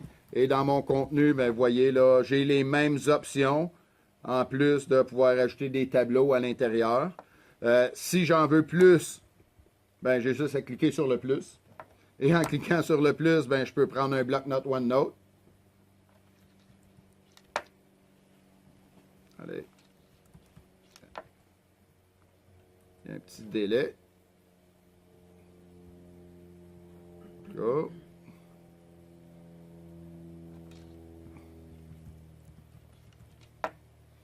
Sauvegarde. Et il va me créer un nouvel onglet avec le bloc-notes OneNote. Et là, on va avoir les fonctionnalités de OneNote. Mais on n'a pas encore toute la richesse qu'on a dans le client riche OneNote.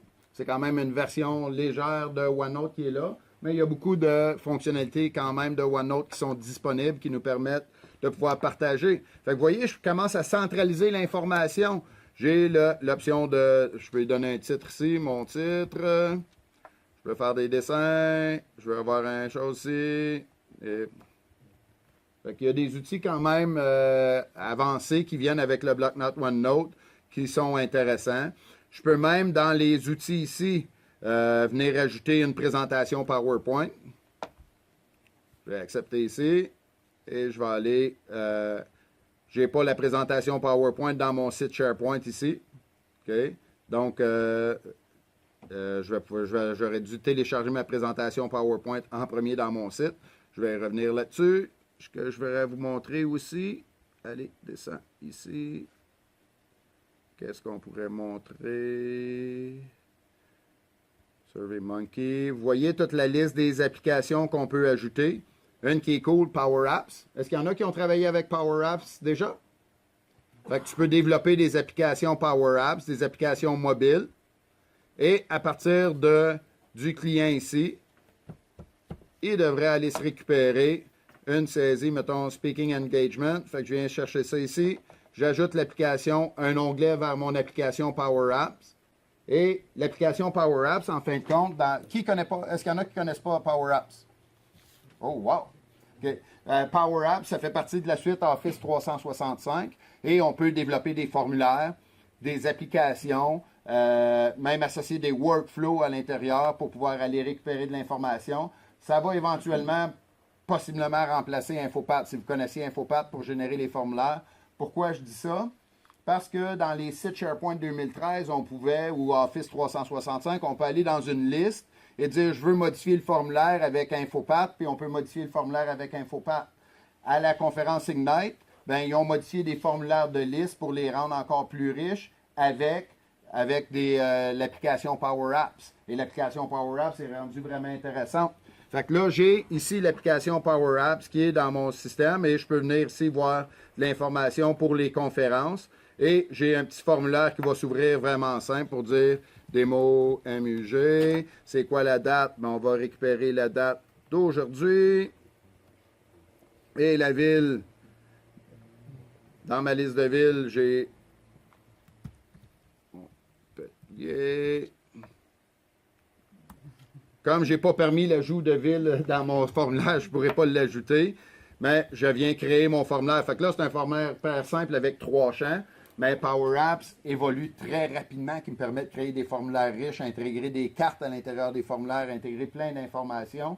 Pour ceux qui ne connaissent pas Power Apps, je pense que ça vaudrait la peine peut-être d'un jour faire une présentation Power Apps au groupe parce que c'est vraiment quelque chose d'intéressant qui est disponible. Et là, mais vous voyez, là, je suis en train de centraliser plein d'informations qui viennent de différentes applications dans ce client-là. Vous vous souvenez de la première diapositive, le point central de la collaboration. C'est intéressant? On va réessayer d'ajouter notre ami Gilles dans notre Teams pour voir si ça va fonctionner.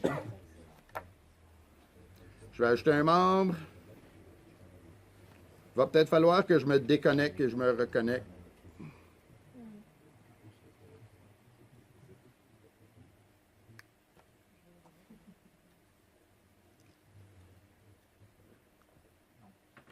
Allez.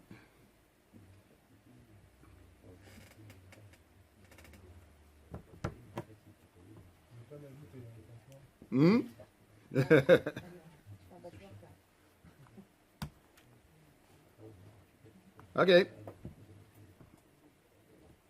Normalement, ça fonctionne. OK, on pourra revenir. On va aller voir les diapositives. Je vais arrêter. La seule démo que je pourrais peut-être vous montrer en attendant, on va le fermer. On va venir ici. Vous voyez ici, si on vient... je vais créer un nouveau canal en premier. Démo guest. Je vais ajouter un nouveau canal.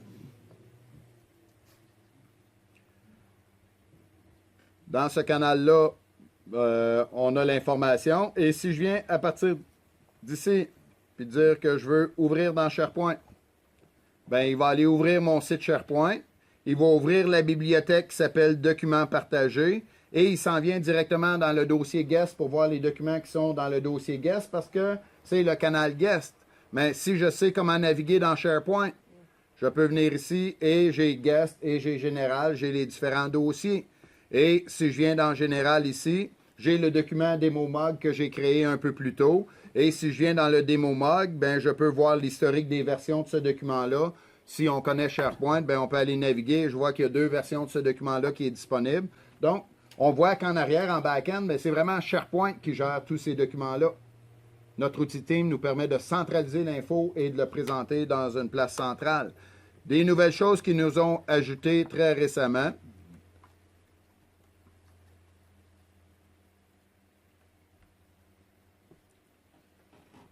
Ça, c'est un peu moins le fun parce qu'il vient ouvrir un nouvel onglet.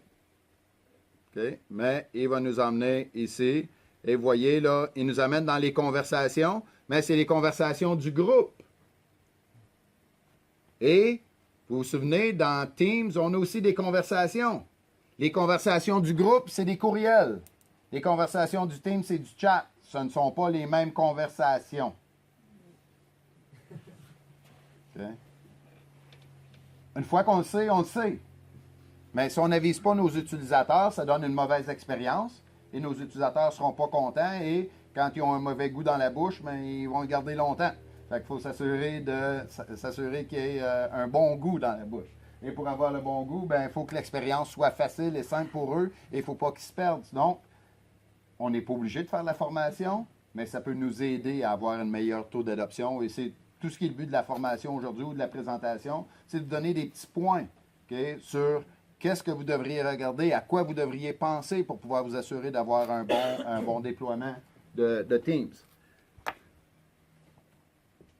Donc, à partir d'ici aussi, là, je reviens dans mon Teams ici, mais là, je suis dans le Teams, puis je suis dans le groupe, mais là, il est où mon site SharePoint?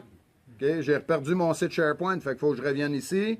Puis là, ben, à partir d'ici, je vais avoir quand même... Hop! Vous voyez, ici, je suis dans le client web. Open in SharePoint. Ça ressemble pas mal à ce qu'on avait dans l'autre application. Donc, il me ramène dans Guest ici. Le notebook. Je suis dans le site SharePoint.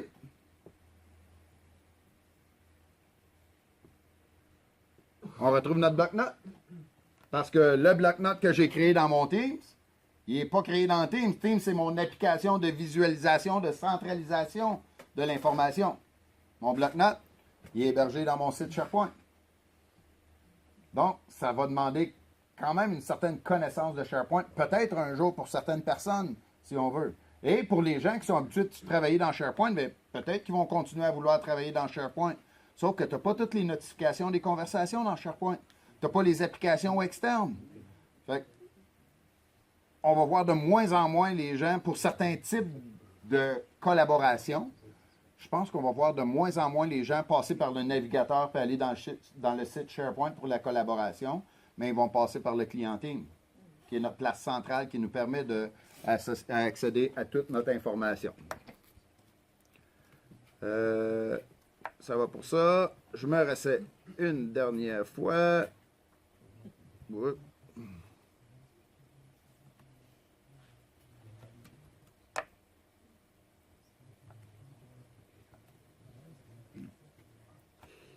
Et on va le laisser tourner. On va aller aux diapositives, puis on reviendra aux diapositives. Ah oui, il l'a eu. Fait que Gilles, t'es ajouté. Fait que tu devrais recevoir un courriel.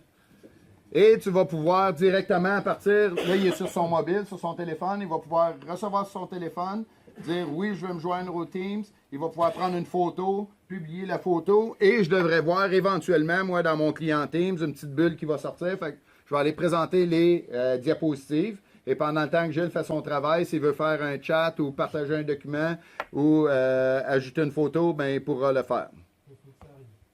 Pardon? C'est pas encore arrivé? OK. Donc, quelques petites diapositives. Il me reste environ 15 minutes.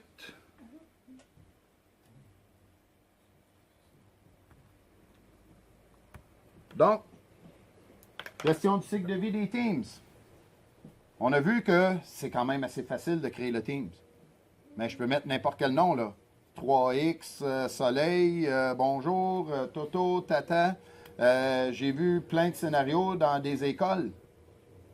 Commission scolaire chez nous, ben, ici aussi, là, l'éducation, ben, ils ont des licences gratuites Office 365.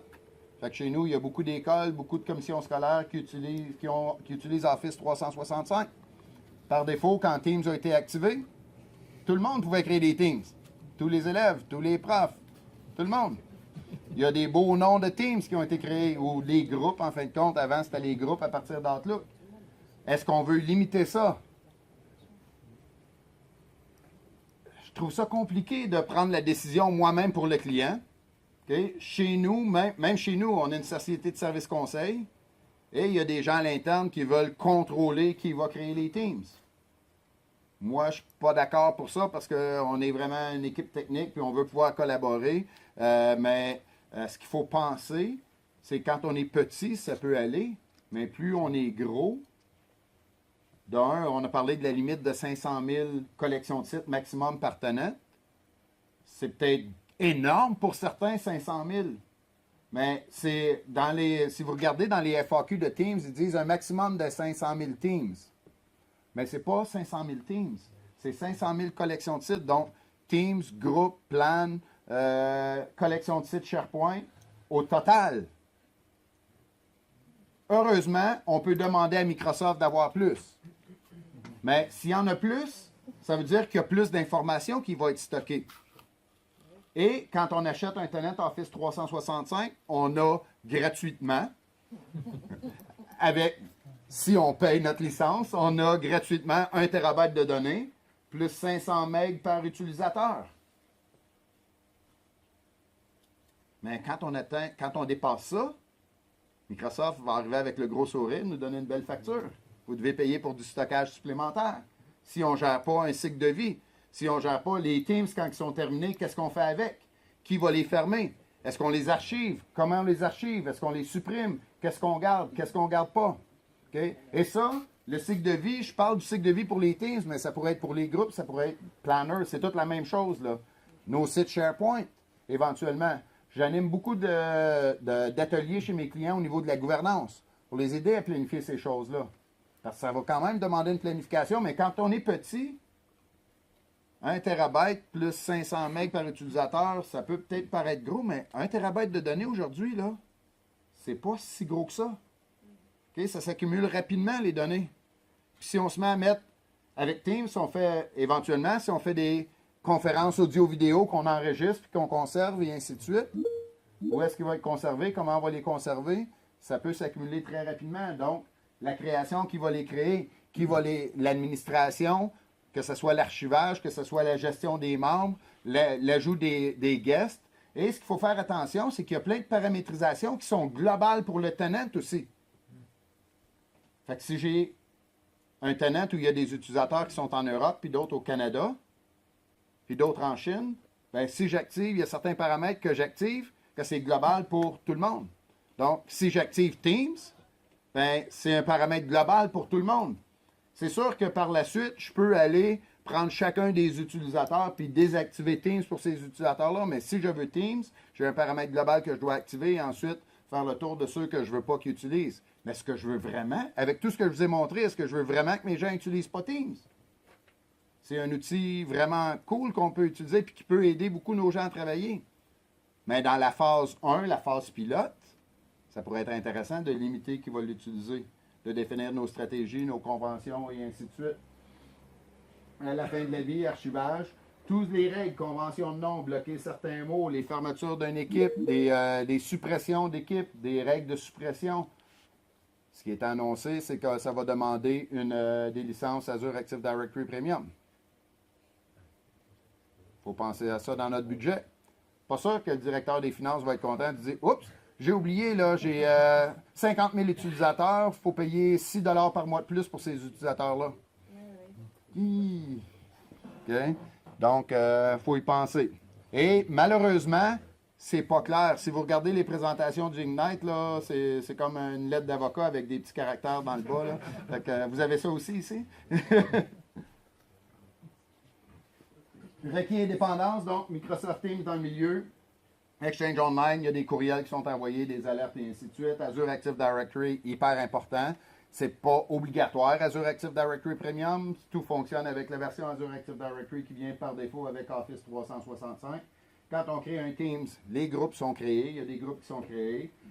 Tous les documents dans OneDrive. Si je ne suis pas obligé d'avoir une licence SharePoint, je ne suis pas obligé d'attribuer une licence SharePoint à mes clients qui vont utiliser Teams. Mais s'ils n'ont pas la licence SharePoint, ils n'ont pas de OneDrive. S'ils n'ont pas de OneDrive, ben, ils ne pourront pas faire le partage de documents un à un. Okay. Mais il faut qu'il ait accédé au site SharePoint en arrière pour aller chercher les documents.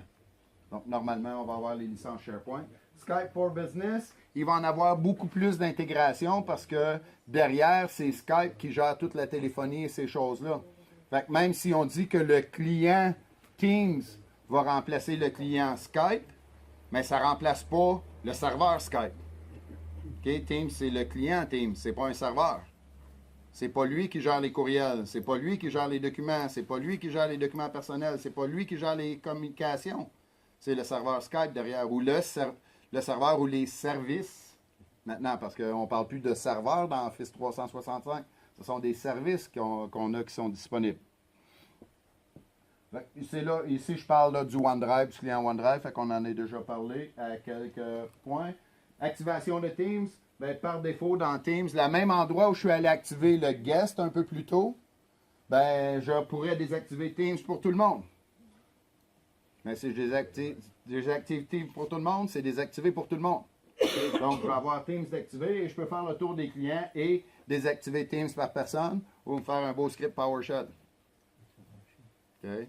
La création, c'est la même chose. Présentement, on peut gérer la création des groupes. Okay. Et il y a deux façons. Il y a la création des groupes via une Policies Exchange. Et ça va gérer la création des groupes dans Exchange, qui était la première façon. Et il y a aussi des commandes PowerShell qui vont faire une politique plus globale, qui va m'empêcher de créer, quand je vais essayer de créer un team, bien, ça va me dire, vous n'avez pas le droit de faire ça. C'est pas à cause que tu n'as pas le droit de créer un team, c'est à cause que tu n'as pas le droit de créer un groupe. Mais quand tu crées un team, il va créer un groupe. Okay? Donc, c'est plus global. Les stratégies de nom fonctionnent aujourd'hui. Okay? Faire attention, il y a des commandes où on peut faire des stratégies de nom pour les groupes, mais c'est des stratégies Exchange. Fait que quand tu es dans Outlook, puis tu crées un nouveau groupe, la stratégie de convention de nom que je disais avec service et ainsi de suite va s'appliquer. Mais quand tu vas aller dans Teams ou dans l'onglet SharePoint pour créer un site, un Teams, la convention de nom ne s'applique pas. Les nouvelles stratégies que Microsoft est en train de mettre en place avec Azure Active Directory Premium, ça va gérer que je sois dans Dynamics 365, que je sois dans Power BI pour créer un espace de travail, un workspace, que je sois dans Planner pour créer un plan qui va me créer mon groupe, que je sois dans Teams, la politique va s'appliquer partout, ce qui est beaucoup plus global. Donc, il y a les limites. Okay. Je pense que c'est déjà rendu à 100. Okay. 100 propriétaires. Ben, 100 propriétaires pour un Teams, je trouve. Déjà qu'à 10, c'était beaucoup. Okay. Est-ce qu'on veut permettre 100? Fait que je trouve que ce n'est pas un très gros problème. Chaque utilisateur peut créer 250 teams. Okay. Un exemple de mauvaise planification. Okay. C'est Joël qui crée les teams chez nous. Fait que, il y a un formulaire qui dit demande de création de team, Joël reçoit un courriel. Elle crée 250 teams. Il y a quelqu'un d'autre qui demande une création de team, elle vient pour en créer un. Joël ne peut plus créer de team. Elle a atteint son quota de création de team. C'est peut-être pas une bonne idée. Okay. L'administrateur global peut créer un nombre de teams illimité. Mais je ne veux pas que Joël soit administrateur global du tenant. Mais je veux qu'elle puisse créer des teams. Il y a des scénarios qu'on peut faire. Okay. On peut même, il y a eu une présentation qui a été faite au Ignite où ils ont pris un flow, un Microsoft Flow. Fait qu'il y a un formulaire. Tu remplis le formulaire, il y a un flow d'approbation que Microsoft met en place dans Microsoft Flow, qui est un service encore dans Office 365.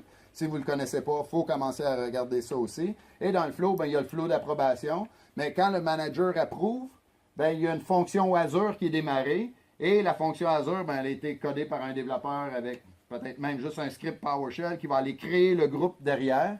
Et le groupe va être créé automatiquement. Fait qu'on peut faire des demandes comme ça, faire des services, des applications, juste à partir de Flow même, pour gérer la création des groupes. Et là, ben, ce serait un compte service qui aurait créé l'information. Et là, ben, on n'aurait pas ces limites-là. Un propriétaire d'équipe peut acheter 999 membres. Je ne sais pas si ça va bouger. Je n'ai pas vu les chiffres. Fait que peut-être, je le dis à la caméra, là, visualisez ça, allez vérifier si ça n'a pas changé. Je n'ai pas tout vérifié les chiffres. Conversation privée, ça change régulièrement. Okay? Ça, c'est une complexité énorme pour donner des formations, pour préparer du matériel de formation, parce que tous les 30 jours, il y a des nouveautés, puis même des fois, c'est aux 15 jours où il y a des nouvelles choses qui arrivent. Des fois, c'est à la semaine qu'il y a des nouvelles choses qui arrivent. Microsoft fait un super effort puis, pour nous aviser que ça s'en vient, les nouvelles choses. Donc, si vous êtes administrateur du tenant, vous recevez les notifications, vous savez qu'il y a des nouvelles choses qui arrivent, vous savez que c'est pour les first release, puis que ça va partir du first release à telle date pour s'en aller. Il vous donne un range de date ou un espace de date où ça va arriver. Vous pouvez préparer votre communication, votre documentation pour communiquer avec vos utilisateurs. Puis ça, c'est une chose que je vends beaucoup à mes clients, que je leur dis. Préparez-vous un plan de communication pour communiquer ces changements-là à vos utilisateurs. Parce que oui, c'est cool pour nous qui sont geeks, qui travaillent en informatique, puis de voir des nouvelles choses, puis de les tester, mais il y a des utilisateurs de base qui aiment moins ça, des changements-là. Okay? Il y a encore certains utilisateurs, si tu déplaces une icône sur leur bureau, ben, ils vont appeler le service technique pour dire que leur ordinateur est brisé parce que l'icône n'est plus là. Okay? Donc, ces gens-là, ben, c'est important de communiquer. Puis vous les connaissez. Ce n'est pas tous les secteurs, mais s'il y a des gens dans certains secteurs qui sont comme ça, puis c'est normal, c'est pas leur travail de travailler en informatique. Ils sont pas à l'aise avec ça, puis je suis certain qu'il y a plein d'autres choses qu'ils connaissent que moi je connais pas, puis ils vont être 100 fois mieux que moi dans ça. Okay? Donc, il faut s'assurer de bien communiquer ces choses-là. Maximum de réunions, le maximum de 500 000 qu'on a dit un peu plus tôt. Une des choses que Microsoft a fait aussi, une amélioration qu'ils ont annoncée, c'est l'outil d'administration SharePoint dans le tenant. Pour ceux qui sont administrateurs des tenants, il y a une console d'administration SharePoint. Et dans la console d'administration SharePoint, ben, on voit toutes les collections de sites SharePoint, mais on ne voit pas les groupes et les Teams. Dans la nouvelle outil d'administration qui s'en vient, on va pouvoir voir les groupes et les Teams. Fait que ça va être cool. Et dans le journal d'activité, dans les rapports, on va pouvoir voir les rapports d'utilisation des Teams, l'espace de stockage utilisé par les Teams. Donc, il a amélioré beaucoup le centre de rapport qui est arrivé, qui est disponible. Puis, une des choses qu'ils ont annoncé au niveau des rapports aussi, qui est cool quand tu es administrateur de tenant, c'est qu'il va y avoir un nouveau rôle que tu vas être capable de déléguer, qui va être gestion des activités pour pouvoir voir les rapports d'activité et ainsi de suite. Fait que ça, on va pouvoir déléguer ça. Donc, c'est pas à moi de regarder l'activité. Je délègue à quelqu'un d'autre qui peut aller voir ces choses-là. Fait que de nouveaux rôles qui s'en viennent aussi. Il y a eu une session sur le Ignite dans les présentations. Je vais vous donner un lien avec les diapositives. Vous allez sur le site de Ignite. Toutes les présentations qui ont été faites sont toutes disponibles, sont majoritairement disponibles en vidéo. Et il y en a une sur les nouveautés de la console d'administration Office 365. Donc, si vous êtes administrateur de tenant, allez voir ça. Il y a des choses vraiment intéressantes qui s'en viennent dans la console d'administration Office 365. Il faut absolument voir cette session-là. Scénario d'utilisation, je ne passerai pas beaucoup de temps. Vous allez pouvoir les lire. J'ai mis un lien aussi sur le Fast Track de Microsoft où il y a des outils, puis il va en ajouter des scénarios d'utilisation. Parce qu'il y a des gens il y a de plus en plus de gens qui travaillent avec Teams et ils veulent avoir les scénarios. Microsoft va avoir ces scénarios-là pour les préciser, pour dire, OK, dans tel cas, Teams pourrait être vraiment intéressant. Imaginez, on travaille sur une réponse d'un appel d'offres. Il y a un appel d'offres qui est fait et on doit faire une réponse. Fait que chaque personne doit travailler sur différentes sections. Ben, le fait de pouvoir ouvrir le document puis de pouvoir coéditer en même temps sur le document, ça pourrait être intéressant. La coédition dans l'interface web avec Office Online, mais elle est disponible aussi dans PowerPoint et dans Word et dans Excel, ce qui est intéressant. Mais d'avoir les conversations aussi sur le document, puis d'avoir une conversation à propos du document, d'avoir tous les échanges, d'avoir accès à des sites externes. Peut-être dans notre réponse d'appel d'offres, on veut comparer avec une autre réponse d'appel d'offres qu'on a déjà fait qu'on peut ajouter un onglet qui va présenter un document et ainsi de suite, ou une page d'un site SharePoint éventuellement. Il y a plein d'exemples ici qui vont nous permettre de vous aider à déployer ou à développer vos scénarios. Mais c'est un guide, c'est un aide. C'est probablement pas de la même façon que les gens collaborent chez vous. Okay? Ça va vous donner des idées, mais allez voir sur le plancher qui travaille, comment ils collaborent. Et pas nécessairement juste regarder comment ils collaborent, mais comment on peut améliorer leur collaboration, comment on peut améliorer leur communication. Okay? Puis ça, très souvent, okay, je fais des bilans de santé, j'ai des gens, viens nous voir, là, on a déployé SharePoint, puis il y a plein de monde qui n'aime pas SharePoint. Mais dans le bilan de santé, tu fais le tour, puis on a déployé SharePoint, mais on n'est pas allé voir les besoins des gens. puis on a mis des solutions en place parce qu'on trouvait ça cool, cette solution-là. C'était cool pour moi, mais c'était pas cool pour les 12 personnes qui travaillent avec ça tous les jours. Puis on n'a pas été capable de communiquer ce changement-là aux gens pour les aider à bien comprendre.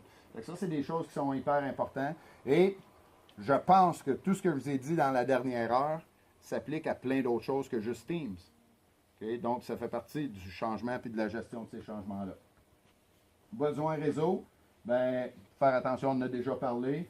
Il y a des exemples. Je vais mettre le lien en bas dans de la conférence. Microsoft, il y a un document qui explique si tu as une communication d'une personne, 1 à 3, plusieurs personnes qui vont communiquer, partage d'écran, partage vidéo, ça prend quoi comme bande passante et ainsi de suite. Il y a même un calculateur de bande passante qui est disponible. Fait que j'ai mis des liens vers les outils. Et le calculateur de bande passante, ben, tu vas aller. C'est vraiment simple, hein?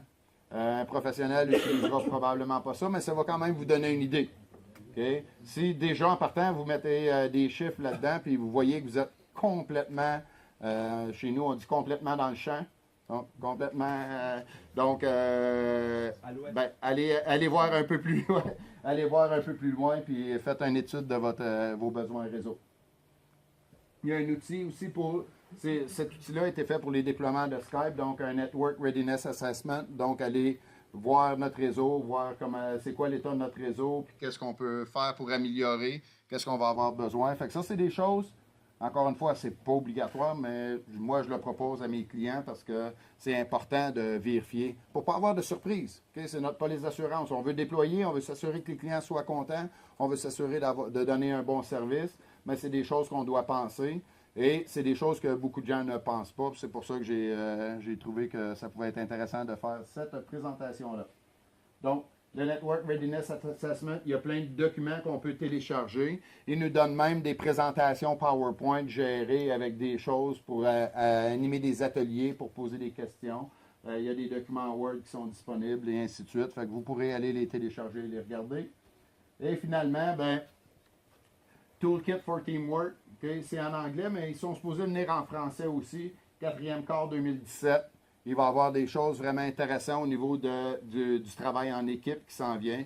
Microsoft documente beaucoup, ils posent beaucoup de questions. Ils ont beaucoup de clients qui travaillent avec ces outils-là, qui travaillent étroitement avec Microsoft. Et Microsoft les aide beaucoup. Et ce que Microsoft demande en retour, ben, c'est qu'ils donnent un retour aussi à Microsoft pour comment ils l'utilisent. C'est des cas d'utilisation, des scénarios d'utilisation pour améliorer. Il va y avoir des formations qui vont être disponibles. Microsoft a déjà commencé. Je ne sais pas si combien d'entre vous sont au courant, mais Microsoft a acheté LinkedIn pour seulement quelques dollars. Quelques milliards de dollars. Chez LinkedIn, ben, il y a aussi des formations qui s'en viennent en ligne sur Office 365, sur Windows et ainsi de suite. Donc, il va y avoir plein d'informations qui vont être disponibles. Les formations sur Teams, est-ce qu'elles vont être disponibles sur LinkedIn ou sur Microsoft? Je ne le sais pas encore. Les ressources, le Fast Track. Il y a beaucoup d'informations que j'ai prises dans ma présentation qui viennent de Success with Teams. Fait que vous allez sur aka.ms/Success with Teams. Il y a plein d'informations. Et Microsoft, j'arrive pas à suivre là, le taux de roulement avec la nouvelle documentation qui arrive. Donc, vous pouvez aller voir. Il y a les blogs de Teams, les roadmaps. Le roadmap de Microsoft, si vous ne le connaissez pas, le roadmap d'Office 365, c'est leur feuille de route, sur quoi ils travaillent, qu'est-ce qu'ils développent, qu'est-ce qu'ils sont en train de développer, qu'est-ce qu'ils sont en train de déployer. Donc, ça peut vous aider. Vous pouvez demander d'avoir un hub. Il y a un développeur hub où vous pouvez aller récupérer de l'information aussi au niveau du développement. Donc, il y a plein d'informations sur ça ici. Et le reste, ben, c'est juste des liens que je vais vous fournir par la présentation. Il y a quelques liens ici que j'ai mis sur des sessions sur le Ignite. C'est des sessions qui ont été faites à propos du Microsoft Teams. Fait qu'il y a des sessions il y en a une sur l'architecture de Teams. Fait que toute l'architecture, mais ils vont parler de Skype, ils vont parler de toutes ces choses-là. Fait que ceux qui veulent comprendre en détail l'architecture. Il y en a un autre sur le déploiement. Ça ressemble un peu, là, dit de façon différente, des scénarios différents, mais sur l'adoption de Teams. Comment améliorer l'adoption de Teams. Il y en a d'autres sur l'utilisation de Teams. Ils ont fait même des présentations aussi sur les améliorations qu'ils vont mettre dans Outlook pour les groupes. Fait qu'il y a des changements qui s'en viennent dans le groupe. Ça n'a pas rapport à Teams, mais il y a plein de présentations. Fait que si vous avez des temps morts, vous vous ennuyez, allez voir sur le site de ignite.microsoft.com et vous avez accès à une tonne d'informations qui va vous aider. Je l'espère. Et, oh, j'avais oublié d'enlever ces diapositives-là. Alors, c'est terminé. Alors, j'espère que vous avez apprécié. Si vous avez des questions, je suis là. On prend un apéro, j'ai entendu dire. Est-ce qu'il y a des questions? C'était si clair que ça? Oui? Justement sur l'intégration dans les applications et l'intégration d'applications dans Teams. Est-ce que justement ces connecteurs-là, à un moment où ça va être ouvert, où on pourra rajouter des choses externes, quelles qu'elles soient, et est-ce que Teams propose de mettre à disposition des API ou quoi que ce soit qu'on puisse utiliser de l'extérieur? Ben avec le graphe, déjà, il y a des choses qui sont disponibles. Je suis certain qu'il va y avoir des choses avec le graphe de Microsoft qu'on va pouvoir accéder aux Teams. Si je ne me trompe pas, dis-moi si je me trompe, Gilles, mais on peut déjà développer des connecteurs pour Teams? Oui, on peut déjà développer des connecteurs pour Teams. Après, ça peut être aussi simplement sur projeter des onglets avec du JavaScript qui va aller intégrer des informations. Mais pareil, comme on dit Serge, il y a beaucoup de choses qui vont tourner autour de graphes. Alors, faire attention parce que le graphe, au niveau des API, c'est quelque chose qui n'est pas encore super simple. Il est en mouvance, on va dire. Mais après, il y a plein d'informations qui viennent de graphes qui vont être utilisables un peu partout. Mais après, la simple création, par exemple, j'ai un exemple en tête de création d'un nouvel onglet dans Teams qui permet de pouvoir un petit peu réorganiser en fait tous les channels auxquels on a accès. Parce qu'on s'aperçoit quand on est dans Teams, en fait, quand on commence à avoir une vingtaine de channels, etc., que ça devient vite illisible. Donc on peut aller une cinquantaine de lignes JavaScript qu'on peut mettre à disposition, donc ça c'est pas de souci, qui permettait de pouvoir faire une vue, un table avec une vue différente pour pouvoir organiser par exemple sous forme de bouton, ici une forme de channel, pour avoir une zone un petit peu plus sympathique. Après c'est des choses quand même qui sont beaucoup en développement et en mouvement aussi. Mais je pense que c'est surtout la partie graphe qui est assez pas problématique, mais qu'il faut vraiment évoluer beaucoup. Oui. Une question par rapport à SharePoint. Donc ça crée des sites SharePoint. Aujourd'hui, c'est un peu la galère au niveau des URL quand on les crée, qu'on veut les modifier. Ouais. Est-ce que là, c'est un peu plus facile à modifier les noms? On ne se retrouve pas à avoir... Ça reste un site SharePoint. Okay. Mais avec les conventions de nom, déjà, si on met les conventions de nom, donc il va y avoir un standard de nomenclature qui va être appliqué. Mais je n'ai pas vu dans la convention de nom un maximum sur le nombre de caractères que les gens peuvent mettre dans un titre. Fait que ça, va falloir faire attention. Je sais que Microsoft a travaillé beaucoup sur les URL, surtout dans les partages de documents. Je ne sais pas si vous avez déjà partagé un document, là, mais quand tu partages un document, tu as un URL de 12 lignes. Peut-être pas 12, mais plusieurs lignes. Microsoft a diminué beaucoup la taille des URL pour les partages. Ils travaillent sur des choses comme ça, parce qu'il n'y a pas juste toi qui a eu ce problème-là. Il y a des améliorations qui s'en viennent, mais c'est un site SharePoint qui est créé. Oui. En termes de gestion des permissions, est-ce qu'il y a des conflits entre SharePoint et Teams, notamment si un usager il est membre d'une team, Ouais. il n'a pas les droits de création de contenu sur SharePoint, sur le site SharePoint associé à ce team, il peut quand même créer des... Mais s'il est membre du Teams, il va avoir les droits de travailler dans le site SharePoint automatiquement. Ok, donc comment la gestion des permissions se fait où du coup? Dans SharePoint ou Ben, idéalement, tu devrais passer par ton Teams. En fait, quand tu vas dans ton Teams et tu ajoutes des gens dans le groupe membre, c'est un groupe Office 365 qui est créé derrière. C'est des membres. Fait que tout le membership est créé. Idéalement, on devrait le gérer de cette façon-là, via le Teams ou le groupe. Vous avez vu un peu plus tôt, là, quand je suis allé dans mon Teams, j'ai dit ajouter des membres. Je peux ajouter des membres, mais je peux aussi aller gérer les membres et définir quelqu'un comme propriétaire. Fait que tu as les deux rôles, membres et propriétaires, qui sont disponibles présentement, qu'on va pouvoir gérer. Et par derrière, ben, le membership, l'ajout des membres, c'est fait dans le groupe Office 365 derrière. Ouais, mais je peux aller sur la console de paramétrage du site SharePoint Oui. et changer les droits que cette personne a sur ce site-là aussi. Je vais en venir ici. En contradiction avec ce que j'aurais pu définir. Si je viens dans mon site SharePoint, si on vient dans notre site SharePoint, ouais. Mais quand on vient dans le... Ouais. Fait que si j'arrive au site SharePoint ici, on va aller voir. Je vais aller vous montrer pour être certain que c'est clair pour tout le monde. Donc, quand on vient dans le site SharePoint ici, vous voyez, j'ai la page d'accueil du site SharePoint. J'ai les membres ici. Fait que quand je viens cliquer sur les membres, j'ai les différents membres et je peux ajouter des membres directement ici. Fait que quand je suis ici, c'est la même chose que si je suis dans le client Teams, si je viens ajouter des membres, ou je suis dans le groupe dans Outlook, puis je viens ajouter des membres. Okay. Donc, tous les changements qui sont ici, ça s'applique. Ça s'applique partout parce que c'est le même groupe. Okay. Si je viens dans les paramètres permissions ici, et je viens dans les permissions avancées, mais là, vous voyez, dans les permissions avancées, là, j'ai les groupes SharePoint que je pourrais venir gérer. Moi, présentement, j'éviterais de passer par là pour passer directement par la gestion des teams si tu veux t'assurer que tout le monde ait les mêmes autorisations. Correct. Mais il n'y a rien qui m'empêcherait de venir créer une nouvelle bibliothèque de documents, de briser l'héritage, si je voudrais, parce que je peux venir dans mon gestion du contenu ici.